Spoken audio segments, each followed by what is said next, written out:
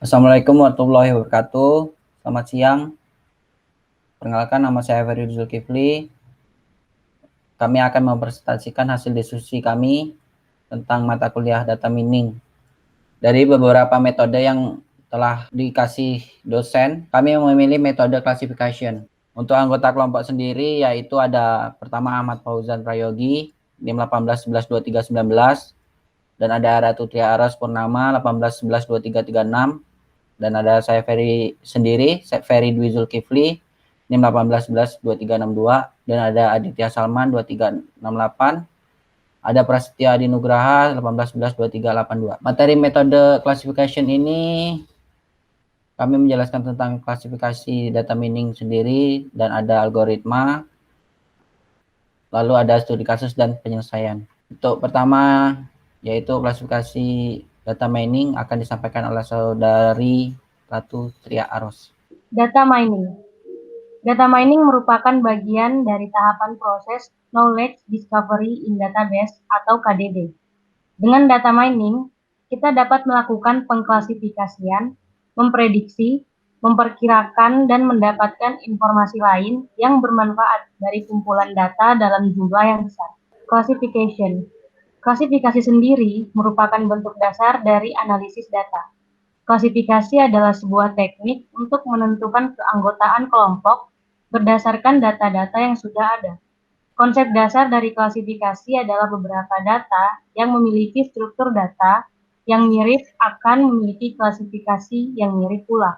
Sebagai contoh, penerapan klasifikasi adalah untuk membagi-bagi sebuah data pada pemrokreditan dengan memilih beberapa variabel yang tepat, menentukan dan mengklasifikasi apakah data seseorang nasabah itu nantinya akan menjadi nasabah yang membayar tepat waktu, membayar terlambat, atau bahkan tidak membayar.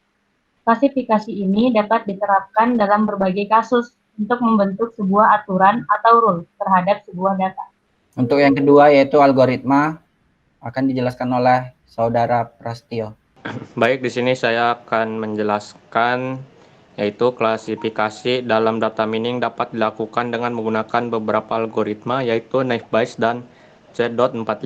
Yang pertama itu naive Bayes. Metode Bayes atau biasa disebut dengan Bayesian classification merupakan suatu metode pengklasifikasian data dengan model statistik yang dapat digunakan untuk memprediksi probabilitas keanggotaan pada suatu kelas. Metode Bayes digunakan menganalisis dalam membantu tercapainya pengambilan keputusan terbaik suatu permasalahan. Selain itu, metode Bayes merupakan salah satu metode yang sederhana yang dapat digunakan untuk data yang tidak konsisten dan data bias. Metode Bayes juga merupakan metode yang baik dalam mesin pembelajaran berdasarkan data latih dengan berdasarkan pada probabilitas bersyarat. Selanjutnya yaitu implementasi naive Bayes. Langkah yang dilakukan pada tahapan ini adalah menerjemahkan desain yang telah terbentuk menjadi sebuah sistem yang menerapkan algoritma naive Bayes. Jadhav et al. Tahun 2016 menyatakan bahwa naive Bayes classifier adalah suatu metode independen yang membahas mengenai klasifikasi sederhana berdasarkan teorema Bayes. Naive Bayes merupakan suatu algoritma yang dapat mengklasifikasikan suatu variabel tertentu dengan menggunakan metode probabilitas dan statistik. Selanjutnya yaitu implementasi naive Bayes. Secara garis besar, algoritma naive Bayes dapat dijelaskan seperti persamaan pada gambar di bawah.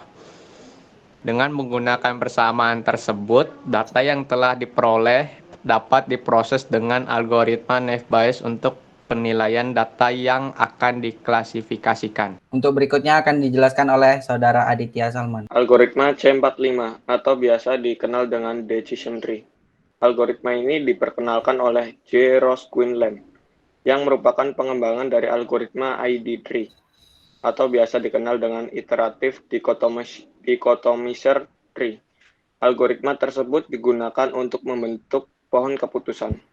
Pohon keputusan dianggap sebagai salah satu pendekatan yang paling populer. Dalam klasifikasi pohon keputusan terdiri dari beberapa sebuah node yang membentuk akar.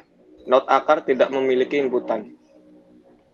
Node lain yang bukan sebagai akar tetapi memiliki Tepat satu inputan disebut node internal atau test node, sedangkan node lainnya dinamakan dengan daun. Daun memiliki nilai target yang paling tepat dari salah satu kelas. Implementasi C45. Ide dasar dari algoritma ini adalah pembuatan pohon keputusan berdasarkan pemilihan atribut yang memiliki prioritas tertinggi atau dapat disebut memiliki nilai gain tertinggi berdasarkan nilai entropi atribut tersebut sebagai poros atribut klasifikasi. Kemudian secara rekursif, cabang-cabang pohon diperluas sehingga seluruh pohon terbentuk. Terdapat 4 langkah dalam proses pembuatan pohon keputusan pada algoritma C45, yaitu yang pertama, memilih atribut sebagai akar, yang kedua, membuat cabang untuk masing-masing nilai, yang ketiga, membagi setiap kasus dalam cabang, yang keempat, mengulangi proses dalam setiap cabang sehingga semua kasus dalam cabang memiliki kelas yang sama. Kemudian dilakukan perhitungan untuk mencari nilai entropi dan gain. Berikut ini rumus untuk mencari nilai entropi dan gain. Bisa dilihat pada gambar di atas adalah persamaan yang digunakan dalam perhitungan entropi untuk menentukan heterogeneity dari sebuah kumpulan data sampel. Berikut keterangannya. S adalah himpunan kasus, K adalah jumlah partisi S, PJ adalah jumlah kasus pada partisi ke J. Next. Oke. Berikutnya ada rumus ketiga, yaitu merupakan rumus yang digunakan dalam perhitungan gain setelah melakukan perhitungan entropi. Keterangannya adalah A, atribut dari dataset, K adalah jumlah partisi S adalah himpunan kasus. Dengan mengetahui rumus-rumus di atas, data yang diperoleh dapat dimasukkan dan diproses dengan algoritma C45 untuk pembuatan decision tree. Ya, untuk yang ketiga itu studi kasus dan penyelesaian yang akan dijelaskan oleh saudara Fauzan. Baiklah, pada bagian ini kelompok kami mengambil dari salah satu referensi kami, yaitu dalam studi kasusnya melakukan pengujian precision, recall, dan akurasi dengan membandingkan algoritma dari Naive Bayes dan C45 atau decision tree. Pada tahap ini dilakukan pengujian dengan menghitung nilai precision, recall, serta akurasi dari kedua algoritma ini. Langkah awal dalam tahap ini adalah dengan membagi data di setiap kasus menjadi dua bagian, yaitu data training atau data latihnya, dan data testing atau data pengujiannya. Nah, ini pada bagian hasilnya, yaitu ada hasil dari precision, recall, dan akurasi, di mana precision itu merupakan perhitungan terhadap perkiraan proporsi kasus positif yang benar dan dirumuskan dalam persamaan. Pada recall merupakan perhitungan terhadap perkiraan proporsi kasus positif yang didefinisikan benar dan dirumuskan dalam persamaan. Dan pada akurasi merupakan perhitungan terhadap proporsi dari jumlah total prediksi yang benar dan dirumuskan dalam persamaan. Berdasarkan hasil implementasi, telah dibangun sebuah aplikasi yang dapat melakukan manage data training dan data testing untuk sebuah studi kasus, yaitu studi kasus penentuan pengajuan kartu kredit di sebuah bank. Selain itu, aplikasi juga dapat menerapkan algoritma Naive Bayes serta algoritma C45 atau biasa dikenal decision tree dalam studi kasus tersebut. Studi kasus ini berdasarkan dari salah satu referensi jurnal kami. Pada bagian akhir, aplikasi dapat memperlihatkan nilai dari precision, recall, serta akurasi. Untuk setiap data yang telah dimasukkan dengan menggunakan dua buah algoritma tersebut, yaitu algoritma Naive Bayes dan C45 atau decision tree. Berdasarkan hasil pengujian black box, maka aplikasi yang dibangun telah dapat menjalankan setiap fitur dengan baik. Hal ini dibuktikan dengan setiap test case yang memberikan hasil yang valid sesuai dengan yang diinginkan. Pada pengujian algoritma, dapat dibuktikan bahwa aplikasi tersebut dapat menerapkan dua buah algoritma dengan valid. Hal ini dibuktikan dengan pengujian data testing pada aplikasi dan penilaian secara manual menunjukkan hasil yang sama. sehingga diambil kesimpulan bahwa aplikasi telah menerapkan kedua buah algoritma tersebut secara valid dan benar.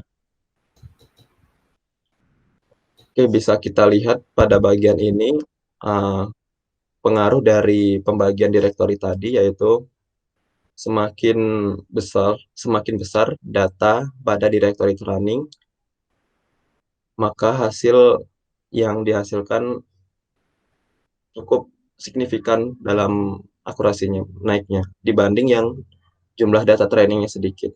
Bisa kita bandingkan pada bagian pengujian pertama, yaitu data training memiliki 50 data testing 240, menghasilkan akurasi pada naive Bayes itu 81,81%. Sedangkan pada C45 atau decision tree menghasilkan 92,04%.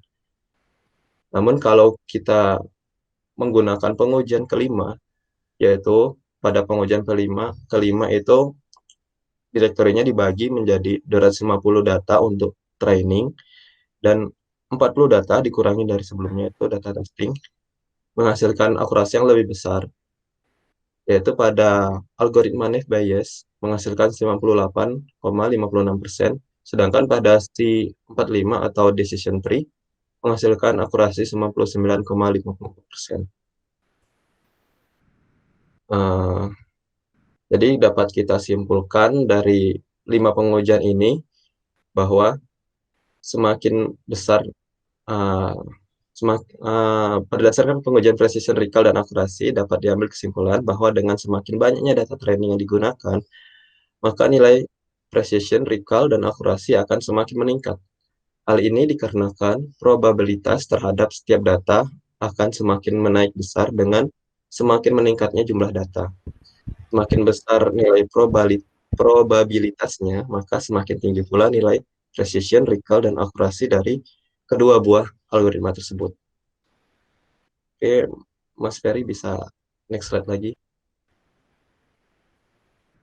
Nah, pada bagian ini yaitu rekapitulasi hasil pengujian berdasarkan pengujian precision, recall, dan akurasi dapat ditunjukkan oleh tabel ini, yaitu tabel ke-7, menunjukkan bahwa algoritma yang unggul pada pengujian dan kasus ini, yaitu decision tree, dapat kita lihat tadi pada hasilnya ya, yaitu dibandingkan naive Bayes, algoritma decision tree atau C45 menghasilkan akurasi yang lebih optimal, yaitu mencapai 99%. Pada kasus penentuan pengujian kartu kredit di sebuah bank, algoritma C45 memberikan hasil yang lebih baik daripada algoritma naive Bayes.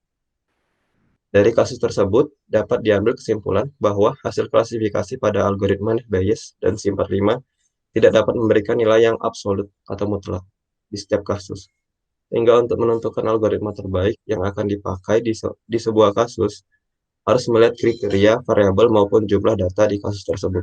Namun pada kasus ini, dengan mengambil dari referensi salah satu jurnal kami, di sini algoritma naive Bayes dan algoritma dibandingkan dengan algoritma C45 atau decision tree, akurasinya lebih baik pada algoritma decision tree. Baik, dari hasil diskusi kami, yaitu ada beberapa referensi jurnal yang telah kami ambil dari internet. Yang jelas jurnal ini terpercaya. Untuk referensi sendiri kami memiliki 5 referensi jurnal. Baiklah, sekian dan terima kasih. Mungkin itu saja yang dapat disampaikan oleh kelompok kami. Untuk kurang dan lebihnya mohon maaf. Saya Ferry Zulkifli. Assalamualaikum warahmatullahi wabarakatuh. Selamat siang.